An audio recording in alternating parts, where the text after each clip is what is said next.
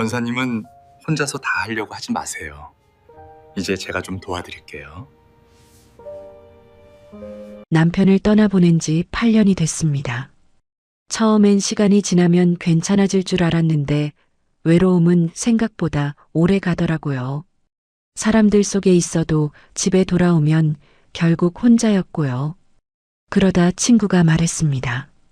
외로우면 교회라도 나가라고, 사람 목소리라도 들어야 한다고 했어요. 그래서 정말 딱 한 번만 가보자고 마음먹었죠. 그런데 그날 교회에서 만난 한 남자가 유독 저에게만 과하게 다정했습니다. 자리도 먼저 빼주고 가방도 먼저 들어주고 예배가 끝나면 꼭 제 옆으로 와서 조용히 물었어요. 힘든 거 있으시면 제가 도와드릴게요. 처음엔 고맙기만 했습니다. 그런데 시간이 조금 지나니까 고마움보다 먼저 드는 감정이 생겼어요. 왜 하필 나한테만 이럴까? 그리고 한 가지가 더 걸렸습니다. 이 사람은 제가 외로운 걸 어떻게 이렇게 정확히 알고 다가온 걸까요? 끝까지 보시면 그 남자가 내 외로움을 어떻게 알고 있었는지 드러납니다. 그리고 어느 지역에서 시청하고 계신지 댓글 한 번씩만 남겨주세요. 여러분의 이야기도 듣고 싶습니다. 그럼 지금부터 제 이야기를 있는 그대로 들려드릴게요. 저는 정미경이고 올해 68입니다. 남편이 세상을 떠난 건 60이 되던 해였어요. 갑작스러운 심근경색이었죠. 병원에 도착했을 땐 이미 늦었고 저는 그날부터 혼자가 됐습니다. 처음 몇 년은 정신없이 지나갔어요. 장례식 뒷정리하고 보험 서류 챙기고 아들한테 전화해서 괜찮다고 말하고 그렇게 바쁘게 움직이다 보니까 외로울 틈이 없었죠. 그런데 그게 다 끝나고 나니까 집이 너무 조용하더라고요. 텔레비전을 틀어놔도 소리만 들렸고요. 친구들 만나서 웃다가도 집에 돌아오면 복도가 너무 길게 느껴졌습니다. 현관문 열 때마다 아무도 없는 집이 저를 기다리고 있었어요. 그러다 친구 하나가 제게 말했습니다. 미경아, 너 이러다가 우울증 오는 거 아니냐고 교회라도 나가서 사람들이랑 얘기 좀 하라고 했어요. 저는 원래 종교가 없었지만 그 말을 듣고 나니까 한 번쯤은 가봐야겠다는 생각이 들었죠. 그래서 집 근처 교회를 찾아갔습니다. 일요일 오전 11시 예배였어요. 로비에 들어섰을 때 사람들이 환하게 웃으며 악수를 나누고 있었고요. 저는 그 사이를 지나 조용히 예배당으로 들어갔습니다. 그때였어요. 누군가 제 뒤에서 말을 걸더라고요. 권사님, 처음 오셨나 봐요. 이쪽 자리 괜찮으세요? 돌아보니 50대 후반쯤 돼 보이는 남자가 서 있었습니다. 얼굴은 평범했지만 목소리가 낮고 부드러웠어요.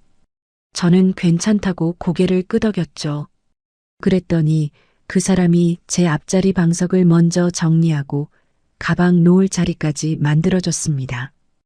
혼자 오시면 불편하실 텐데 제가 좀 도와드릴게요. 그렇게 말하며 웃더라고요. 저는 그냥 고맙다고만 했어요.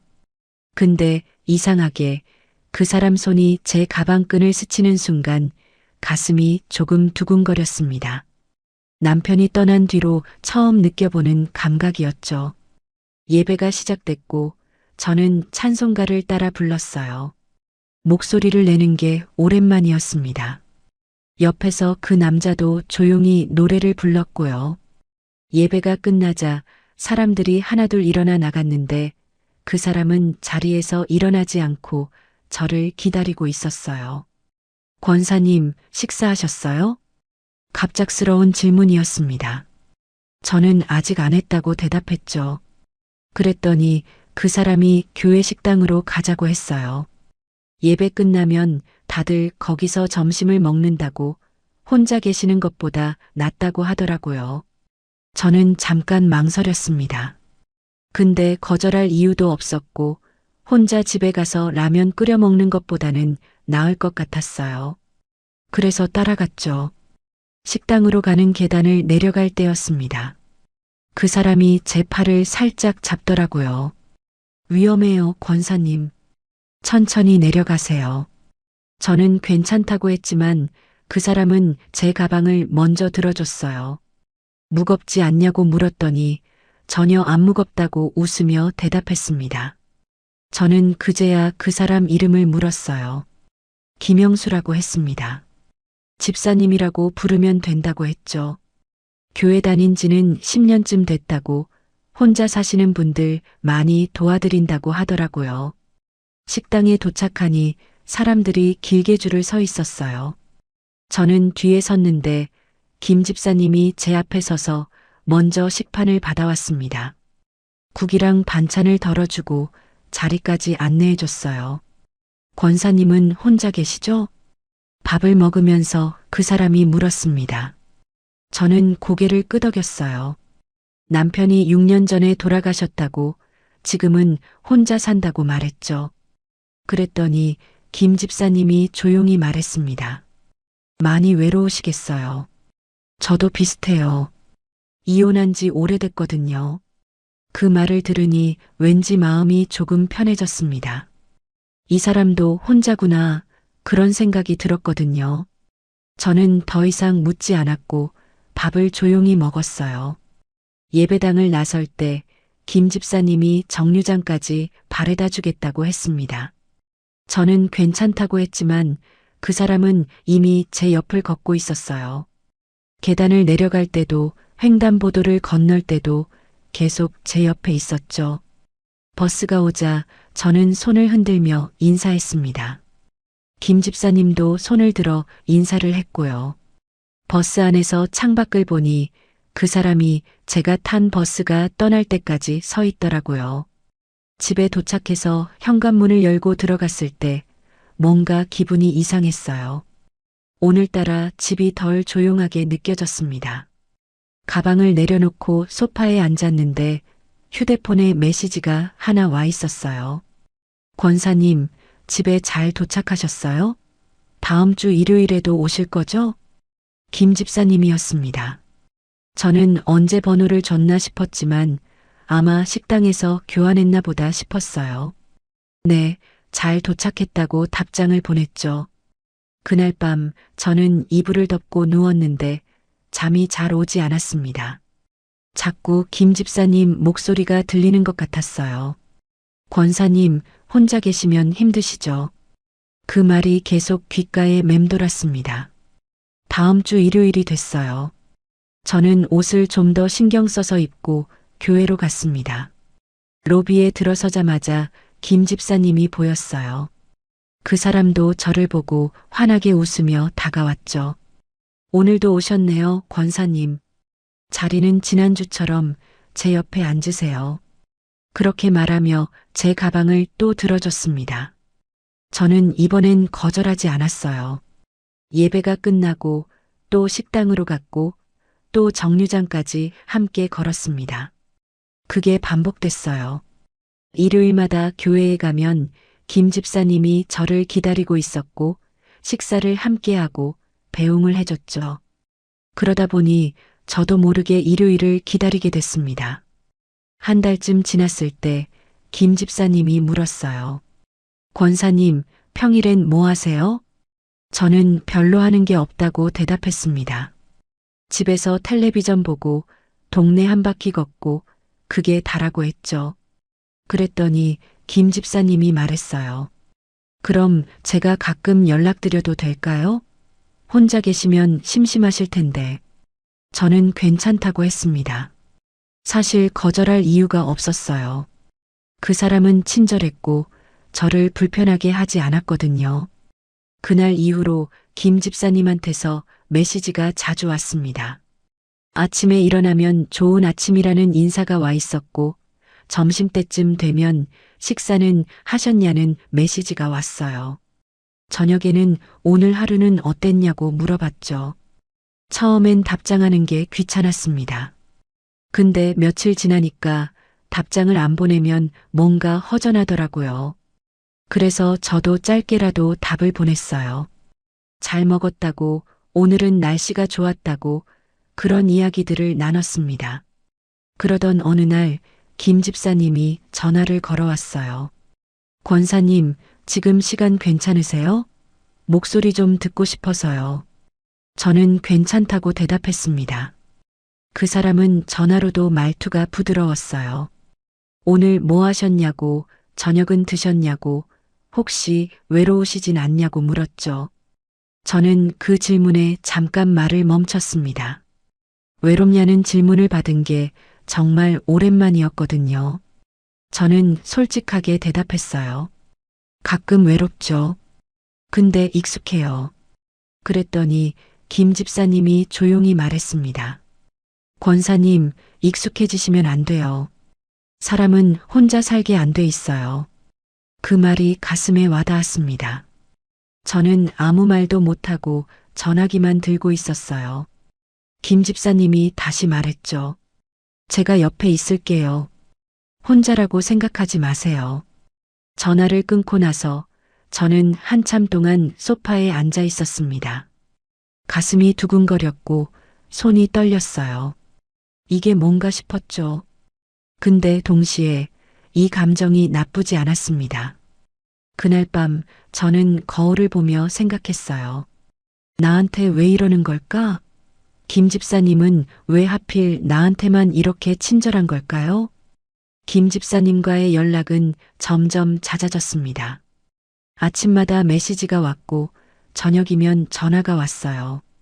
처음엔 짧게 끝났던 통화가 나중엔 30분 넘게 이어지기도 했죠. 그러던 어느 수요일 김 집사님이 물었습니다. 권사님, 오늘 점심 약속 있으세요? 없다고 했더니 제가 한턱 낼게요. 나오시라고 하더라고요. 저는 잠깐 망설였어요. 교회 밖에서 만나는 건 처음이었거든요. 근데 거절할 이유가 없었습니다. 괜찮다고 대답했죠. 약속 장소는 집 근처 한식당이었어요. 제가 도착했을 때 김 집사님이 이미 와 있었습니다. 자리에 앉자마자 물수건을 건네주고 메뉴판을 펼쳐 보여줬어요. 권사님, 뭐 드시고 싶으세요? 여기 된장찌개 맛있어요. 저는 아무거나 괜찮다고 했습니다. 그랬더니 김 집사님이 알아서 주문을 했어요. 된장찌개 2개, 제육볶음 하나, 계란찜 하나였죠. 음식이 나오는 동안 김 집사님이 말했습니다. 권사님, 혼자 계시면 끼니 거르실까봐 걱정돼요. 제가 가끔 이렇게 챙겨드릴게요. 저는 그럴 필요 없다고 했어요. 근데 김 집사님은 아니라고 제가 하고 싶어서 하는 거라고 말했습니다. 그 말을 들으니 마음이 약해졌어요. 밥을 먹으면서 김 집사님이 물었습니다. 혼자 계시면 더 힘드시죠? 저는 젓가락을 놓고 고개를 들었어요. 김 집사님이 저를 똑바로 보고 있었습니다. 그 눈빛이 왠지 제 속을 다 들여다보는 것 같았어요. 힘들죠. 근데 어쩔 수 없잖아요. 그렇게 대답했더니 김 집사님이 조용히 말했습니다. 어쩔 수 있어요. 혼자 안 계시면 돼요. 그 말의 의미가 뭔지 저는 알았습니다. 근데 대답을 할 수가 없었어요. 너무 갑작스러웠거든요. 저는 그냥 밥을 계속 먹었죠. 식사를 마치고 나올 때 김 집사님이 계산을 했습니다. 제가 반으로 나누자고 했더니 안 된다고 했어요. 제가 모시고 나온 거니까 제가 내는 게 맞다고 하더라고요. 식당 앞에서 헤어지려는데 김 집사님이 물었습니다. 집까지 바래다 드릴까요? 저는 괜찮다고 했어요. 걸어서 10분이면 되니까요.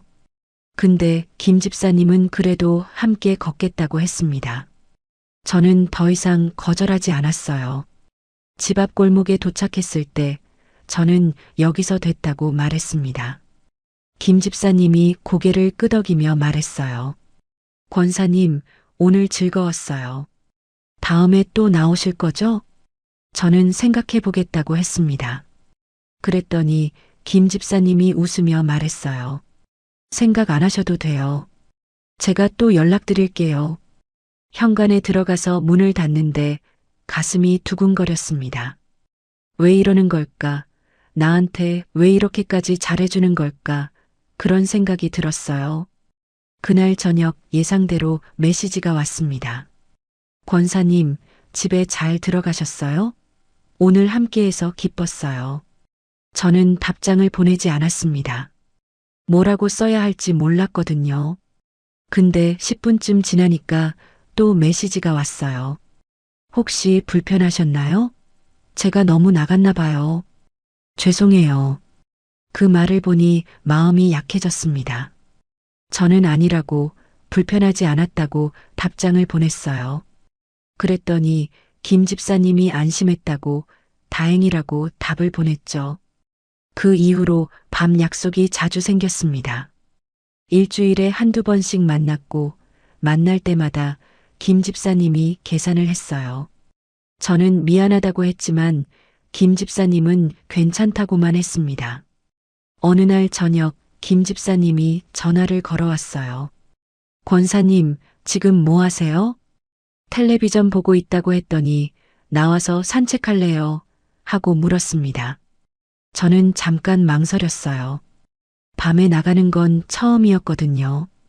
근데 집에 혼자 있는 것보다 나을 것 같았습니다. 약속 장소는 아파트 단지 앞 공원이었어요. 제가 도착했을 때 김 집사님이 벤치에 앉아 있었습니다. 저를 보자 일어나서 손을 흔들었죠. 권사님, 여기에요. 함께 공원을 천천히 걸었습니다. 가로등 불빛 아래로 사람들이 오가고 있었어요. 김 집사님이 조용히 말했습니다. 권사님, 혼자 사시면서 제일 힘든 게 뭐예요? 저는 잠깐 생각했습니다. 그리고 솔직하게 대답했어요. 밤이요. 밤이 제일 길어요. 김 집사님이 고개를 끄덕였습니다. 그리고 말했죠. 저도 그래요. 혼자 누워있으면 천장만 보게 돼요. 그 말을 듣고 나니 이 사람도 저처럼 외로운 사람이구나. 그런 생각이 들었습니다. 왠지 마음이 더 가까워지는 것 같았어요. 벤치에 앉아서 한참을 이야기했습니다. 김 집사님은 이혼한 지 15년이 됐다고 했어요. 아이는 없고 혼자 자취하면서 교회 일만 하며 지낸다고 했죠. 외롭지 않냐고 물었더니 외롭다고 했습니다. 그래서 교회에 나가는 거라고, 사람들 만나면 조금 나아진다고 하더라고요. 저는 고개를 끄덕였습니다. 저도 비슷했거든요. 혼자 있으면 외롭고 사람들 만나면 조금 나아지고, 근데 또 혼자 돌아오면 다시 외로워지는 거였죠. 공원을 나서서 집으로 돌아가는 길, 김 집사님이 물었습니다.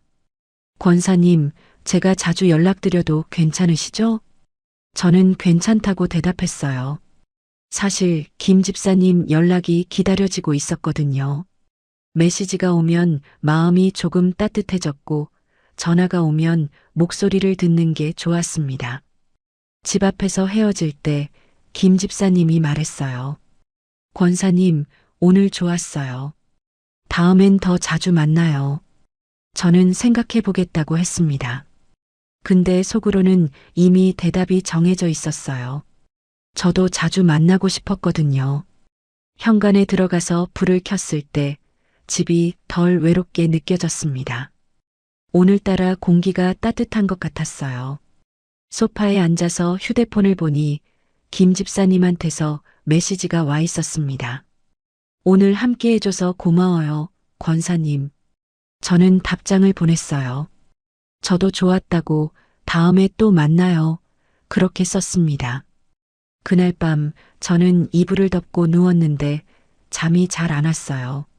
자꾸 김 집사님 얼굴이 떠올랐거든요. 그 사람 목소리도, 그 사람 웃는 모습도 다 생각났습니다. 이게 뭘까? 나이 들어서도 이런 감정이 생기는 걸까? 그런 생각을 했어요. 근데 동시에 이 감정이 나쁘지 않았습니다. 오히려 오랜만에 살아있다는 느낌이 들었죠. 며칠 뒤 김 집사님이 또 밤 약속을 잡았습니다. 이번엔 조금 먼 곳이었어요. 시내에 있는 한정식집이라고 거기 분위기가 좋다고 하더라고요. 약속 날짜가 다가올수록 저는 설레기 시작했습니다. 옷을 고르고 머리도 정리하고 거울을 여러 번 봤어요. 이런 모습이 낯설었지만 기분은 나쁘지 않았습니다. 약속 당일 제가 식당에 도착했을 때 김 집사님이 이미 와 있었어요. 저를 보자 환하게 웃으며 일어났습니다. 권사님, 오늘 예쁘시네요. 그 말을 듣는 순간 얼굴이 화끈거렸어요. 저는 괜히 가방끈을 만지작거리며 자리에 앉았습니다. 식사를 하면서 김 집사님이 물었습니다. 권사님, 저랑 만나는 거 불편하지 않으세요? 저는 불편하지 않다고 대답했어요. 오히려 좋다고, 혼자 있는 것보다 훨씬 낫다고 말했습니다. 그랬더니 김 집사님이 조용히 웃었어요. 저도 그래요. 권사님 만나는 시간이 제일 기다려져요. 그 말을 듣는 순간 가슴이 두근거렸습니다. 이 사람은 나한테 관심이 있는 걸까? 아니면 그냥 친절한 걸까? 그런 생각이 들었어요. 식사를 마치고 나오는 길, 김 집사님이 말했습니다. 권사님, 제 말 이상하게 듣지 마시고요. 저 권사님한테 마음이 있어요. 저는 걸음을 멈췄습니다. 그리고 김 집사님을 봤어요. 그 사람도 진지한 표정으로 저를 보고 있었습니다. 갑자기 그런 말씀 드려서 놀라셨죠? 근데 숨기고 싶지 않았어요. 권사님은 저한테 특별한 사람이에요. 저는 아무 말도 할 수 없었습니다. 가슴이 너무 빨리 뛰었거든요. 김 집사님이 다시 말했어요. 천천히 생각하세요. 부담 갖지 마시고요. 전 기다릴 수 있어요. 그렇게 말하고 저를 집까지 바래다 줬습니다. 헤어질 때까지 아무 말도 하지 않았어요. 저도 뭐라고 대답해야 할지 몰랐습니다. 현관에 들어가서 문을 닫고 나니 다리에 힘이 풀렸어요. 소파에 주저앉아서 한참을 멍하니 앉아 있었습니다. 이 사람은 진심일까? 정말 나한테 마음이 있는 걸까? 아니면 외로운 사람끼리 끌리는 걸까? 그런 생각들이 머릿속을 가득 채웠어요. 그날 밤 김 집사님한테서 메시지가 왔습니다. 오늘 제 말 때문에 놀라셨죠? 죄송해요. 근데 거짓말은 하고 싶지 않았어요. 저는 한참을 고민하다가 답장을 보냈습니다. 저도 생각해 볼게요, 집사님. 답장을 보내고 나니 왠지 모르게 눈물이 났어요. 기쁜 건지 슬픈 건지 알 수 없었습니다. 그냥 눈물이 흘렀어요. 그날 이후로 며칠 동안 저는 잠을 제대로 자지 못했습니다. 김 집사님 생각이 자꾸 났거든요. 그 사람이 진심인지, 제가 이 나이에 다시 누군가를 만나는 게 맞는 건지, 그런 고민들로 머리가 복잡했어요. 근데 한 가지는 확실했습니다. 김 집사님을 만나는 시간이 좋았고, 그 사람 없이 하루를 보내는 게 점점 힘들어지고 있었어요. 그렇다면 대답은 하나였죠. 내 이야기를 내가 꺼내기도 전에 왜 저 사람은 제 외로움을 이렇게 정확히 알고 파고 들어왔을까요? 일주일쯤 지났을 때 저는 김 집사님한테 전화를 걸었습니다. 더 이상 혼자 고민하고 싶지 않았거든요. 전화를 받는 김 집사님 목소리가 조금 떨리고 있었어요. 권사님, 어떻게 생각하셨어요? 저는 숨을 한번 고르고 말했습니다. 저도 집사님 생각 많이 했다고, 혼자 있는 것보다 함께 있는 게 좋을 것 같다고 했어요. 그랬더니 김 집사님이 한참 말이 없더라고요. 정말요? 권사님, 정말 그렇게 생각하세요? 목소리에 기쁨이 섞여 있었습니다. 저는 네, 진심이라고 대답했죠. 전화 너머로 김 집사님이 한숨 쉬는 소리가 들렸어요. 안도하는 소리였습니다. 고맙습니다, 권사님. 제가 잘할게요. 후회 안 하게 해드릴게요. 그날 이후로 저희는 자주 만났습니다. 일주일에 서너 번씩 얼굴을 받고 만날 때마다 김 집사님은 뭔가를 챙겨왔어요. 과일을 사오기도 하고 약을 사다 주기도 했습니다. 어느 날 시장에 함께 갔을 때였어요. 김 집사님이 제 팔을 살짝 잡고 골목을 걸었습니다. 사람들 사이를 지나갈 때마다 저를 먼저 챙겼죠. 권사님 조심하세요.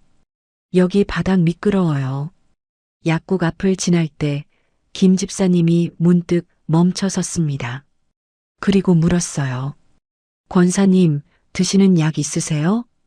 혈압약이랑 영양제 먹는다고 했더니 들어가서 같이 보자고 하더라고요.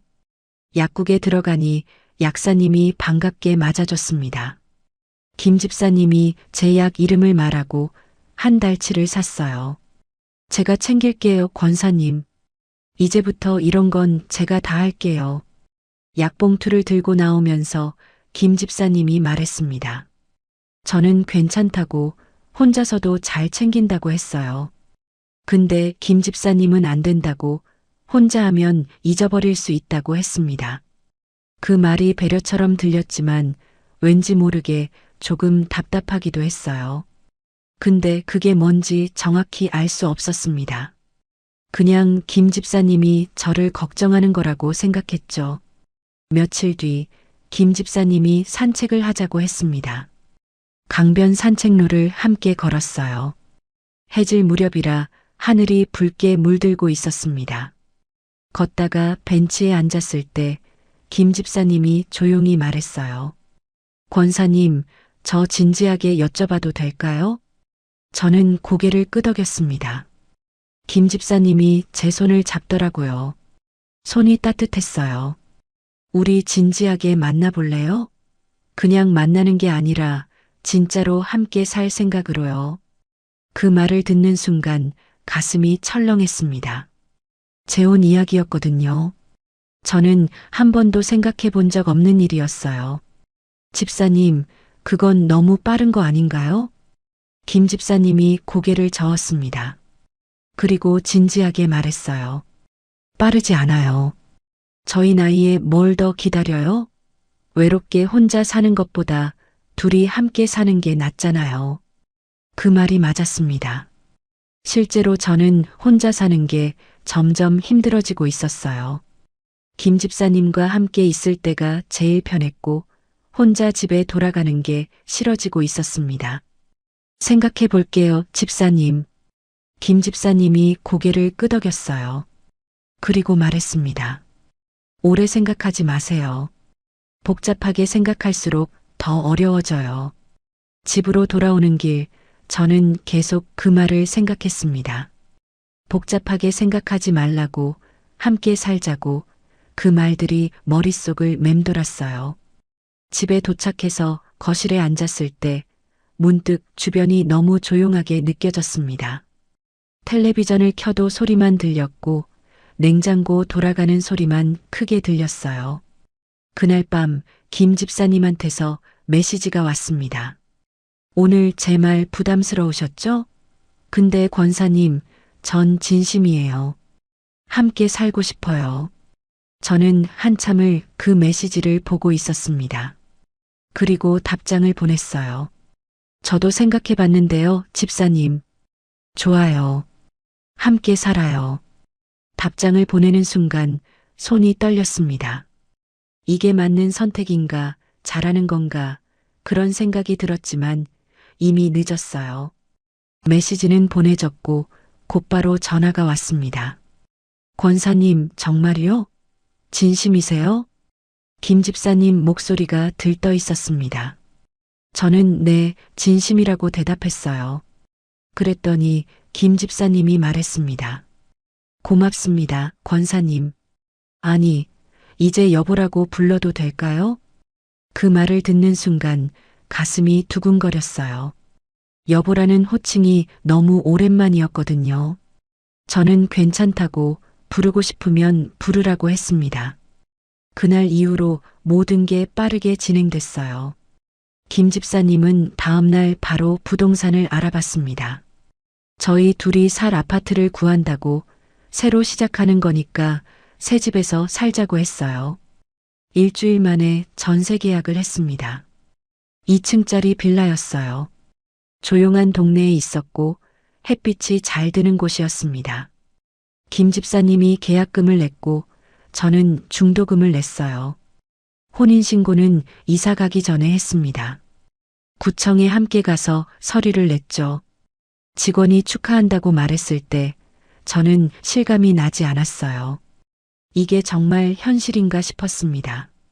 이사 날짜가 잡혔고 짐을 정리하기 시작했어요. 김 집사님이 와서 도와줬습니다. 제 집짐을 박스에 담으면서 말했어요. 여보, 이제 혼자 아니에요. 제가 옆에 있잖아요. 그 말을 듣는 순간 눈물이 났습니다. 기쁜 건지 불안한 건지 알 수 없었어요. 그냥 눈물이 흘렀습니다. 김 집사님이 제 어깨를 토닥이며 말했어요. 괜찮아요. 다 잘 될 거예요. 이사 당일 이삿짐 차가 도착했습니다. 짐을 옮기는 동안 김 집사님은 계속 저를 챙겼어요. 물 마시라고 하고 앉아서 쉬라고 하고 무거운 건 본인이 다 옮긴다고 했습니다. 새집 거실에 처음 들어갔을 때 공간이 낯설었습니다. 아직 짐이 다 정리되지 않아서 박스들이 여기저기 쌓여 있었어요. 테이프 뜯는 소리가 계속 들렸고 박스를 여는 냄새가 났습니다. 김 집사님이 제 옆에 서서 말했어요. 여보, 이제 여기가 우리 집이에요. 함께 만들어가요. 저는 고개를 끄덕였습니다. 그리고 짐을 정리하기 시작했어요. 옷장을 정리하고 부엌 살림을 놓고 침대를 조립했습니다. 저녁이 됐을 때 김 집사님이 치킨을 시켰어요. 거실 바닥에 앉아서 함께 먹었습니다. 아직 식탁도 제대로 안 놓여 있었거든요. 오늘 수고 많았어요, 여보. 김 집사님이 맥주를 따라주며 말했습니다. 저는 잔을 받아서 한 모금 마셨어요. 목이 타들어가는 것 같았습니다. 그날 밤 처음으로 같은 침대에 누웠습니다. 옆에 누군가 있다는 게 오랜만이었어요. 김 집사님이 제 손을 잡았고 저는 그 손을 꼭 쥐었습니다. 잘 자요, 여보. 김 집사님이 말했습니다.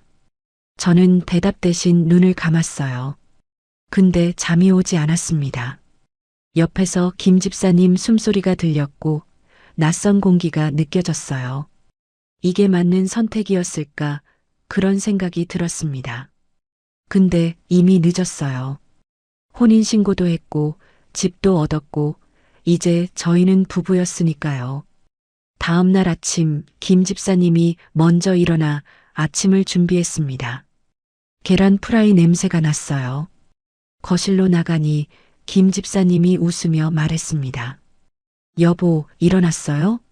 아침 준비했어요. 식탁에 앉아서 밥을 먹었습니다. 김 집사님이 반찬을 제 앞에 놓아주고 물을 따라줬어요. 모든 게 자연스러웠지만 왠지 모르게 어색했습니다.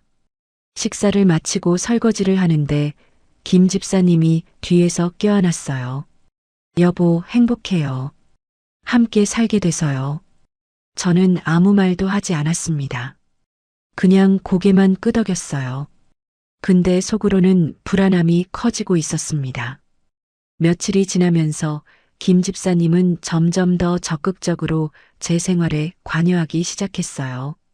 외출할 때마다 어디 가냐고 물었고 누구 만나냐고 물었습니다. 처음엔 관심이라고 생각했어요. 근데 시간이 지나니까 그게 관심이 아니라 확인 같다는 생각이 들었습니다. 약국에 가려고 하면 본인이 대신 가겠다고 했고 시장에 가려고 하면 같이 가자고 했어요. 혼자 움직이는 걸 싫어하는 것 같았습니다. 어느 날 친구한테 전화가 왔어요. 오랜만에 만나자고 했죠. 저는 좋다고 대답했습니다. 근데 전화를 끊자마자 김 집사님이 물었어요. 누구예요? 친구라고 했더니 어떤 친구냐고 물었습니다. 저는 대학 때 친구라고 가끔 만나는 사이라고 대답했어요. 그랬더니 김 집사님이 말했습니다. 여보, 저도 같이 가면 안 돼요? 저는 잠깐 당황했습니다. 친구 만나는데 남편이 따라온다는 게 이상했거든요. 저는 괜찮다고 혼자 다녀오겠다고 했어요.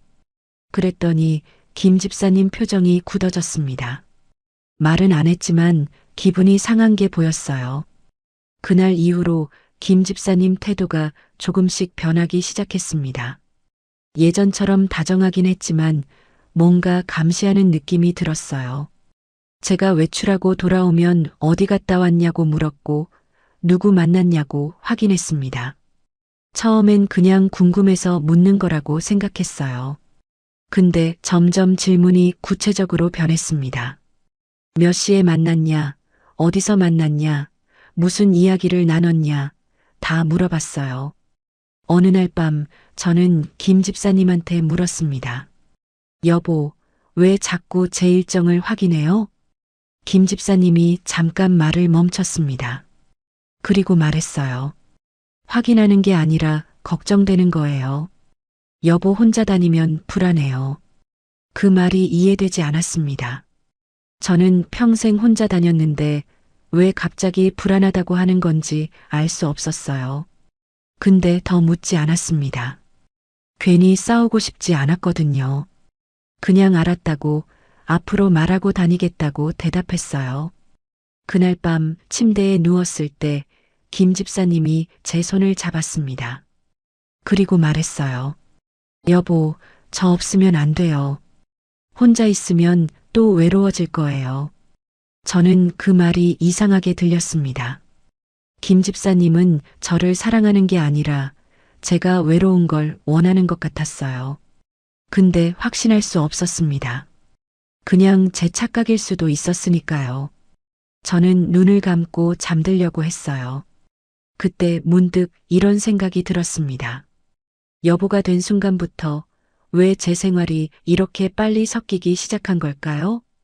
결혼하고 한 달쯤 지났을 때 저는 김 집사님 생활 패턴을 조금씩 알게 됐습니다. 아침에 일어나면 제일 먼저 휴대폰을 확인했고 화장실 갈 때도 폰을 들고 들어갔어요. 처음엔 그냥 습관인 줄 알았습니다. 요즘 사람들은 다 그렇잖아요. 근데 이상한 건 김 집사님은 절대 폰을 탁자 위에 펼쳐놓지 않았다는 거예요. 항상 화면을 아래로 엎어뒀습니다. 어느 날 저녁 거실 소파에 앉아 있을 때였어요. 김 집사님 휴대폰에서 진동이 울렸습니다. 한 번, 두 번, 세 번 계속 울렸어요. 근데 김 집사님은 확인하지 않았습니다.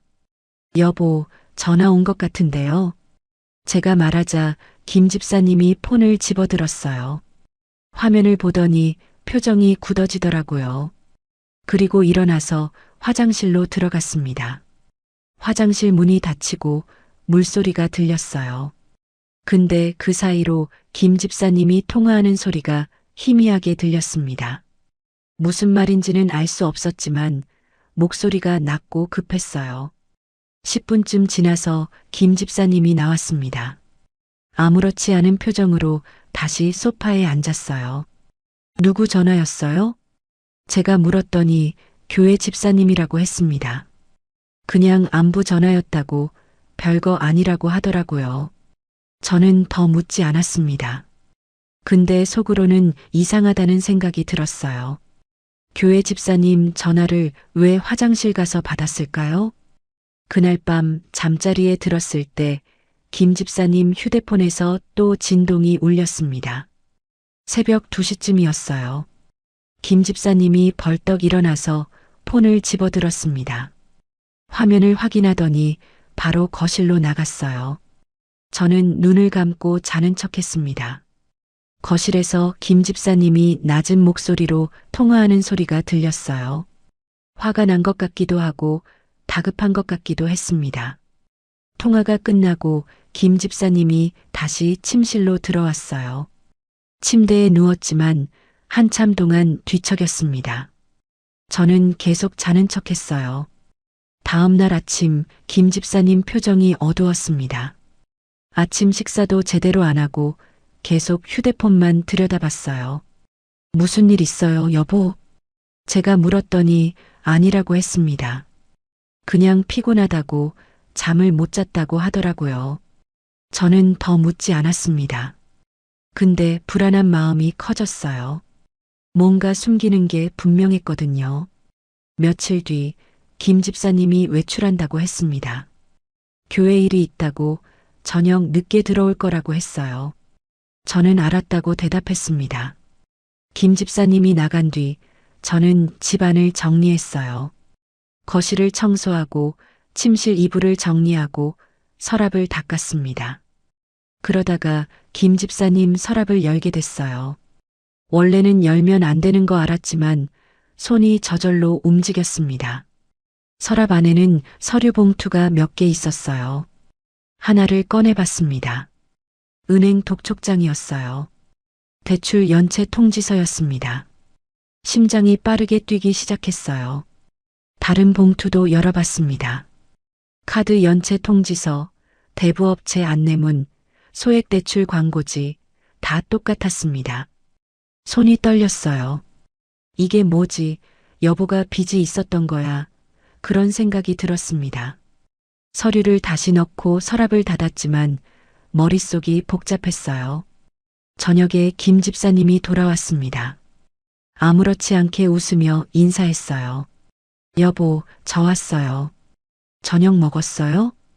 저는 아직이라고 대답했습니다. 김 집사님이 부엌으로 가서 라면을 끓이기 시작했어요.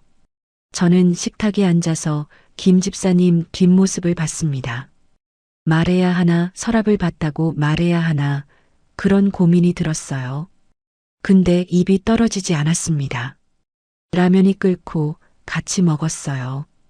김 집사님이 말했습니다. 여보, 다음 주에 명예 좀 빌려줄 수 있어요?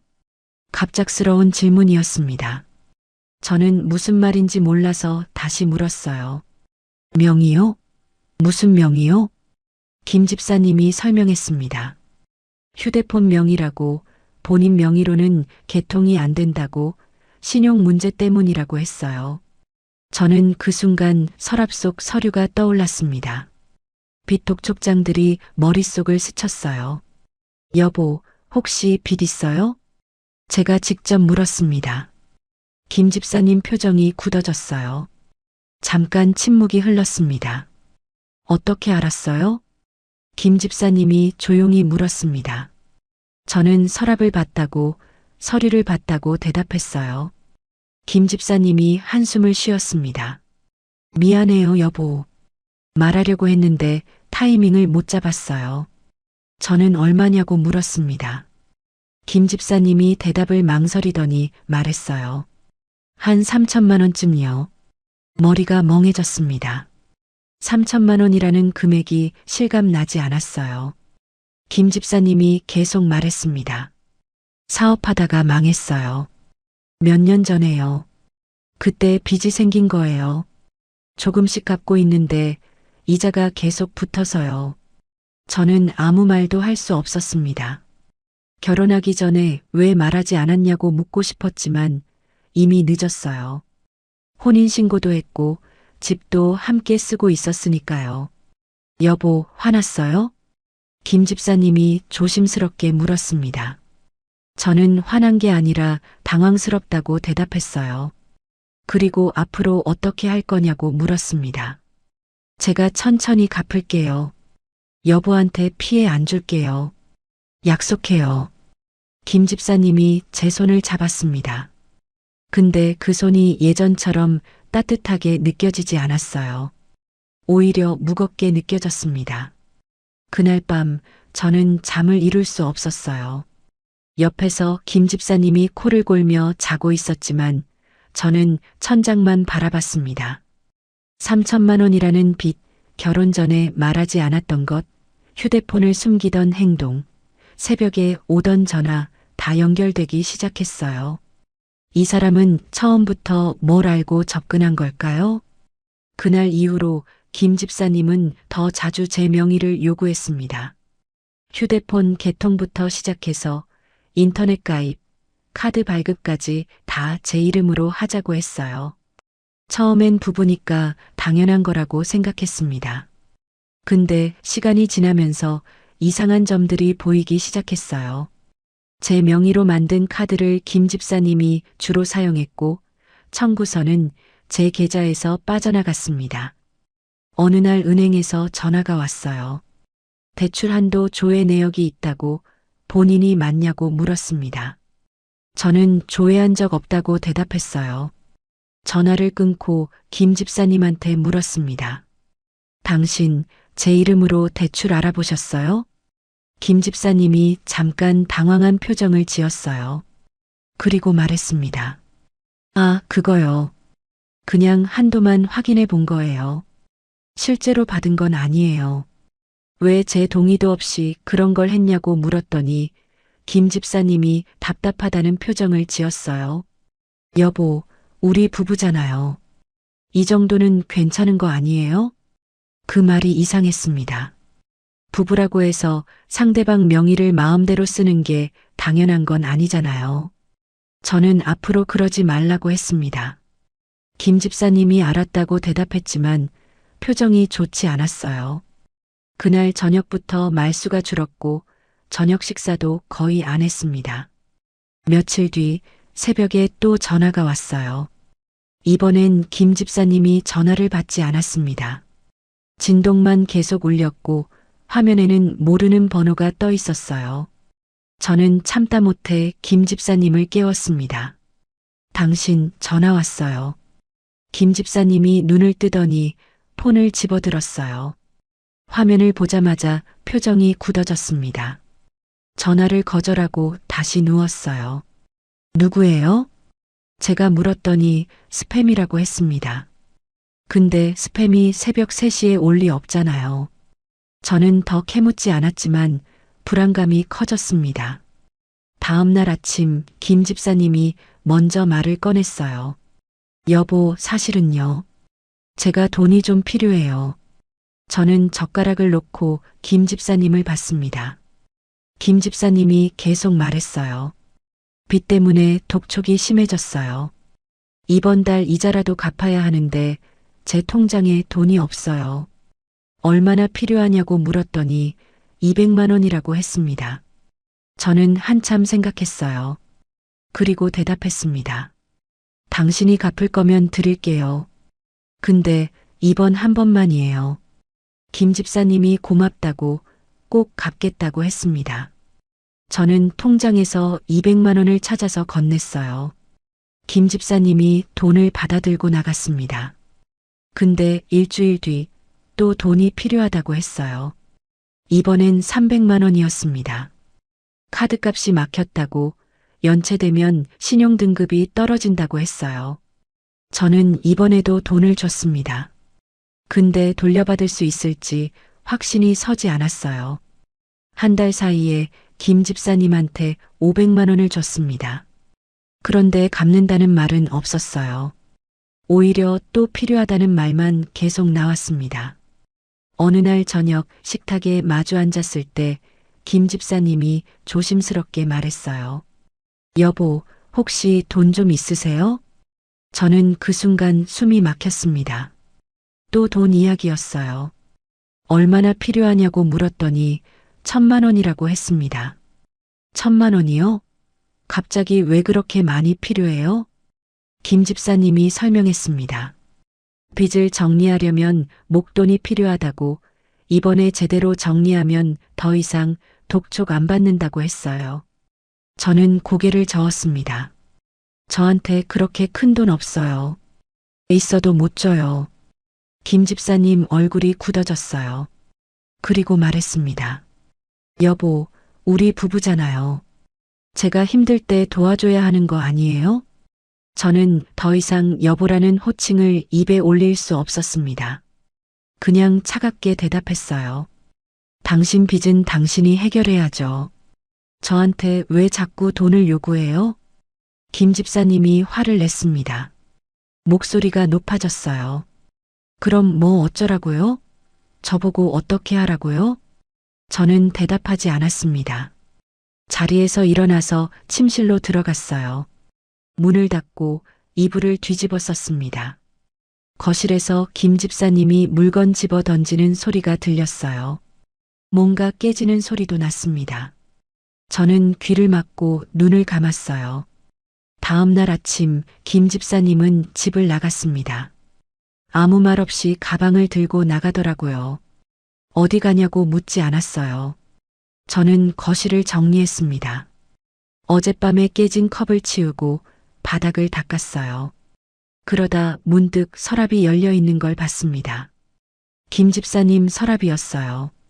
안을 들여다보니 서류 봉투가 더 늘어 있었습니다. 하나씩 열어봤어요. 대부업체 독촉장, 신용카드 연체 통지서, 법원 지급 명령서까지 있었습니다. 금액을 다 합치니 5천만 원이 넘었어요. 손이 떨렸습니다.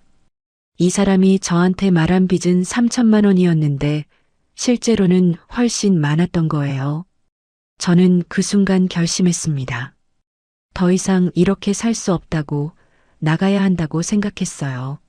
서랍에서 제 신분증과 통장을 꺼냈습니다. 가방에 옷 몇 벌을 챙기고 중요한 서류들을 챙겼어요. 그리고 집을 나왔습니다. 현관문을 잠그는 소리가 유난히 크게 들렸어요. 저는 뒤돌아보지 않고 계단을 내려갔습니다. 친구 집에 먼저 갔어요. 친구가 놀라며 물었습니다. 무슨 일이냐고, 왜 짐을 들고 왔냐고요. 저는 상황을 설명했습니다. 친구가 한숨을 쉬었어요. 그리고 말했습니다. 미경아, 진작 나왔어야지. 그 사람 처음부터 수상했어. 친구 집에서 며칠을 지냈습니다. 그 사이 김 집사님한테서 전화가 수십 통 왔어요. 문자도 계속 왔습니다. 여보, 어디 갔어요? 집에 와요. 미안해요. 제가 잘못했어요. 여보, 제발 연락 좀 해줘요. 저는 답장하지 않았습니다. 전화도 받지 않았어요. 대신 은행에 갔습니다. 창구 직원에게 말했어요. 제 명의로 된 카드를 다 정지하고 싶다고, 자동이체도 다 끊고 싶다고 했습니다. 직원이 본인 확인을 요구했고 저는 신분증을 내밀었어요. 카드 정지 처리를 하고 통장 비밀번호를 바꿨습니다. 김 집사님이 제 돈을 더 이상 건드릴 수 없게 만들었어요. 은행을 나올 때 가슴이 답답했습니다. 이게 맞는 선택인가? 너무 냉정한 건 아닌가? 그런 생각이 들었어요. 근데 돌아갈 수는 없었습니다. 며칠 뒤 김 집사님이 친구 집 앞에 나타났어요. 초인종을 누르며 소리쳤습니다. 여보, 나와요. 얘기 좀 해요. 친구가 문을 열지 말라고 했지만 저는 나갔어요. 현관 밖에서 김 집사님을 마주했습니다. 김 집사님이 말했어요. 미안해요, 여보. 제가 잘못했어요. 집에 가요. 다시 잘해볼게요. 저는 고개를 저었습니다. 당신이 필요했던 건 제가 아니라 제가 가진 돈이었죠. 처음부터 그랬어요. 김 집사님이 아니라고 부인했지만 저는 더 이상 듣지 않았습니다. 돌아서서 집 안으로 들어갔어요. 문을 닫는 순간 김 집사님이 문을 두드렸습니다. 여보, 제발요. 이번 한 번만요. 잠깐만 도와주면 돼요. 그 말을 듣는 순간 확신했어요. 사과가 진심이면 왜 끝은 늘 부탁으로 바뀌는 걸까요? 친구 집에서 일주일을 지낸 뒤 저는 단기 임대방을 얻었습니다. 작은 원룸이었지만 혼자 살기엔 충분했어요. 짐을 풀고 침대에 앉았을 때 이제야 숨을 쉴 수 있다는 생각이 들었습니다. 다음 날 법원에 갔어요. 이혼 상담을 받기 위해서였습니다. 상담사가 상황을 듣고 말했어요. 협의 이혼이 어려우면 조정 이혼으로 진행하셔야 해요. 조정 이혼이 뭐냐고 물었더니 법원에서 조정을 해주는 거라고 했습니다. 양쪽이 합의점을 찾도록 도와주는 절차라고 했어요. 저는 신청서를 작성했습니다. 손이 떨렸지만 끝까지 써내려갔어요. 서류를 제출하고 조정기일 통지서를 받았습니다. 종이 한 장이었어요. 거기에 날짜와 시간이 적혀 있었습니다. 그 종이를 받아들고 법원 복도 의자에 앉았어요. 이제 시작이구나. 그런 생각이 들었습니다. 서류 봉투를 꼭 쥐고 한참을 앉아 있었어요. 집으로 돌아와서 해야 할 일 목록을 적었습니다. 제 명의로 묶인 것들을 다 정리해야 했어요. 자동이체 목록을 확인하고 하나씩 끊어나갔습니다. 김 집사님이 쓰던 카드 청구서도 제 이름으로 계속 나오고 있었어요. 카드사에 전화해서 사용 정지를 요청했습니다. 직원이 물었어요. 본인이 사용하신 게 아니면 이해 신청하시면 돼요. 저는 이해 신청서를 받았습니다. 작성하면서 김 집사님이 얼마나 많이 제 명의를 사용했는지 알게 됐어요. 카드만 5개였고 미납 금액이 800만 원이 넘었습니다. 은행 고객센터에도 전화했어요. 공동 명의로 된 계좌를 해지하고 싶다고 말했습니다. 직원이 양측 동의가 필요하다고 했지만 법원 조정 진행 중이라고 하니 절차를 안내해 줬어요. 매일 체크리스트를 만들어서 하나씩 지워나갔습니다. 통신사, 보험사, 카드사, 은행 다 연락했어요. 키보드 치는 소리, 번호 누르는 소리가 계속 들렸습니다. 조정기일이 다가왔어요. 그날 아침 저는 정장을 꺼내 입었습니다. 거울을 보니 피곤한 얼굴이 보였지만 표정은 단단했어요. 법원에 도착했을 때 김 집사님이 이미 와 있었습니다. 복도 의자에 앉아서 저를 기다리고 있었어요. 저를 보자 일어나서 다가왔습니다. 여보, 진짜 이혼할 거예요? 다시 생각해봐요. 저는 대답하지 않았습니다. 그냥 조정실 앞으로 걸어갔어요. 김 집사님이 뒤따라오며 계속 말했습니다. 제가 잘못했어요. 용서해줘요. 다시 시작해요.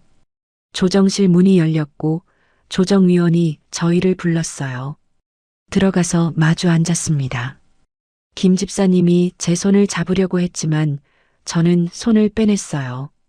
조정위원이 양측 의견을 물었습니다. 김 집사님이 먼저 말했어요. 저는 이혼하고 싶지 않습니다. 아내가 오해하고 있어요. 제 차례가 됐을 때 저는 준비한 서류를 꺼냈습니다.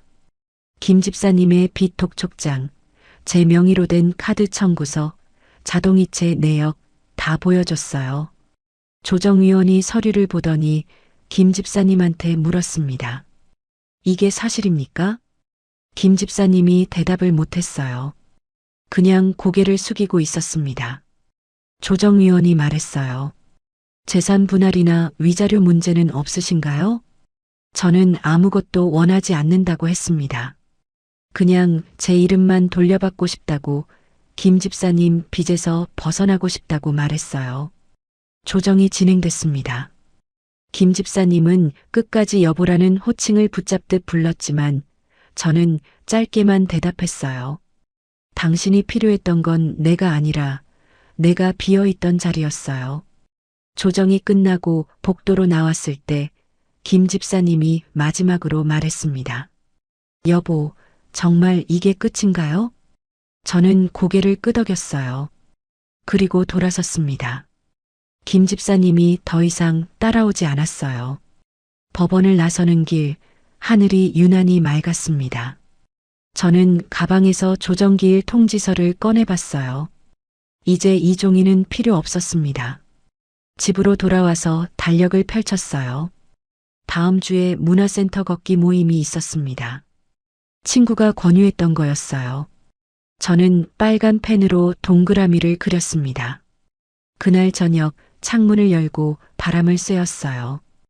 혼자 있지만 외롭지 않았습니다. 아니, 외로움은 여전히 있었지만 그게 전부는 아니었어요. 저는 다시 제 이름으로 살기 시작했습니다. 제 통장, 제 카드, 제 시간 다 돌려받았어요. 김 집사님과 함께했던 시간은 실수였지만 그 실수에서 배운 게 있었습니다. 외로움을 채우려다 더 큰 빈자리를 만들 수 있다는 것, 누군가의 친절이 항상 진심은 아니라는 것, 그리고 제 삶의 중심은 언제나 제가 되어야 한다는 것이었어요. 지금도 가끔 김 집사님 생각이 납니다. 처음 교회에서 만났을 때 권사님이라고 부르던 그 목소리가 들리는 것 같아요.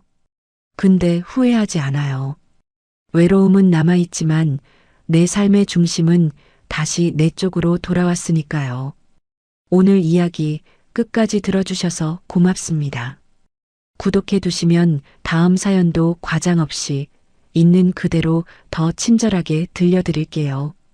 끝까지 보신 분들은 지금 화면 왼쪽 재생 목록부터 눌러서 같은 흐름의 사연들을 이어서 보세요. 그리고 오른쪽 추천 영상은 이 지옥이 시작된 첫 단추가 더 선명하게 나옵니다. 지금 바로 하나만 눌러주시면 그대로 이어집니다.